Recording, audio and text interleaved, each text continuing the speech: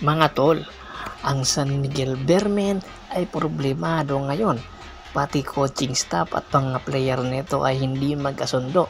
Itong si Coach Leo Estrella at itong si Chris Ross ay nakitang nag-iiringan at hindi magkasundo daw.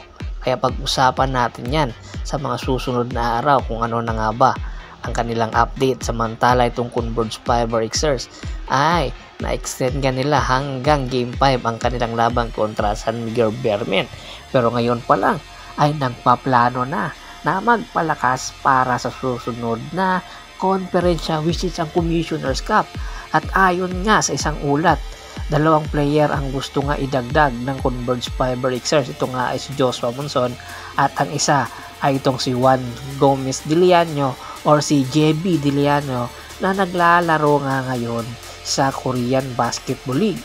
Ayon nga sa isang ulat, itong si Joshua Monson ang gusto nga kunin nitong si Coach Raiko Toroman dahil nga nakikita niya itong naglaro sa Asian Basketball League at nakikita niya ang potensyal nito. Bagamat nasa Northport Batang Pier ito, ay pwede nilang alokin ng magandang picks or future picks or players ang Northport Batang Pier kapalit nitong si Joshua Monson rather. Kasi kinakailangan nila ang leadership skill nitong si Joshua Monson. Samantalang itong Terra Firma Jeep dahil nga hindi napapirma ng extension contract itong si Javi Diliano ay isa rin ito sa pinupunterya ng Converge Fiber Xers para magkaroon sila ng isang outside gunner na hindi nga nila nakikita sa kanilang lineup.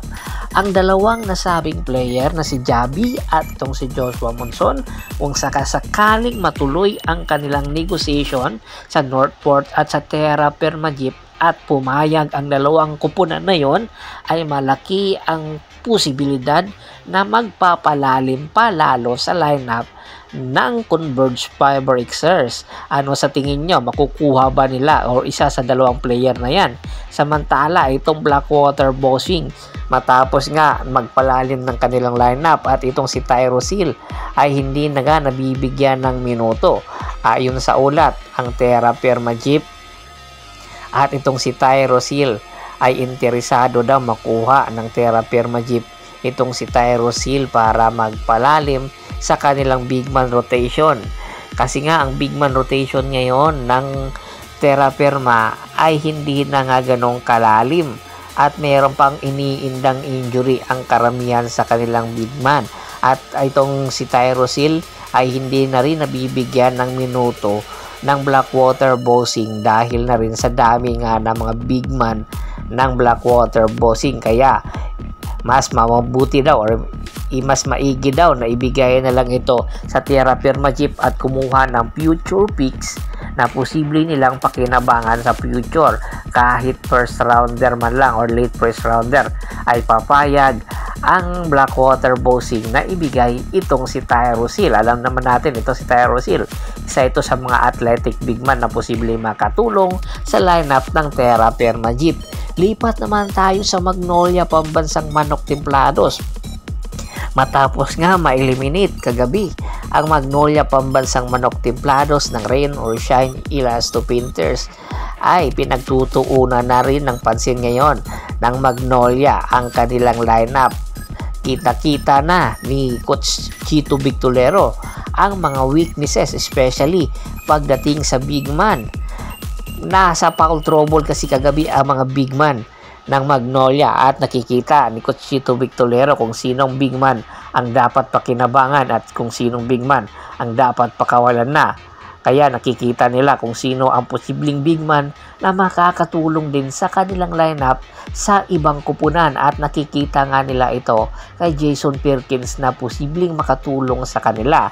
Alam naman natin itong si Jason Perkins, two-way player ito, pwede ito maging defender at pwede rin kuhanan at sandalan pagdating sa crunch time dahil na rin veterano na itong si Jason Perkins. Nakikita na rin ng Magnolia na hindi na rin consistent itong si Jason Perkins sa Phoenix, kaya mas mabuti ay opera nila ng mga bench or future picks, tiyak papayag ang Phoenix neto. Alam natin na ang Phoenix ay nagpapabata rin ng lineup ngayon.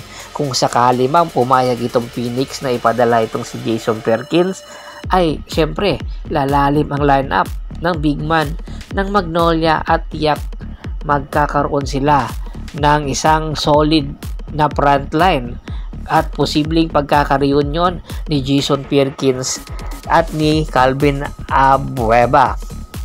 Ito ngayon ang mga posibilidad na tinitingnan ng Magnolia dahil nga nasa bakasyon sila ngayon.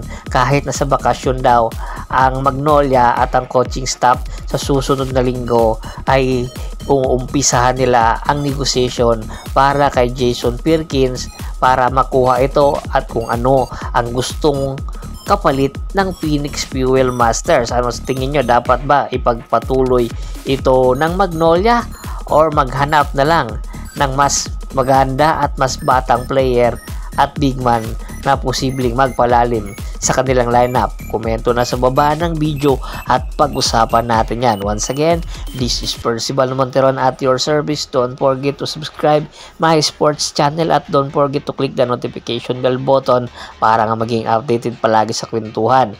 At pakibisita na rin po ng Facebook fanpage ko na Boss Tor at Boss Idol para maging updated kayo palagi sa kwentuhan. At bago pa man natin tapusin ang ating kwentuhan, shoutout muna tayo sa ating mga solid na followers na laging sumusuporta sa atin. Kay Kagawad Katsakin Hudukusin ng Hagonoy, Bulacan, Adrian Dulay at sa Dulay Family, Malyari Mascarinas at sa Mascarinas Family, Ronald Bersubidad, Anthony Laquialon, Ricky Lanza ng Ricky Rider TV ng Tansa Cavite, Julius Roche, Ronald Gato. Marami pong salamat sa walang sawa niyong pagsuporta. Hanggang sa muling kwentuhan, maraming salamat po.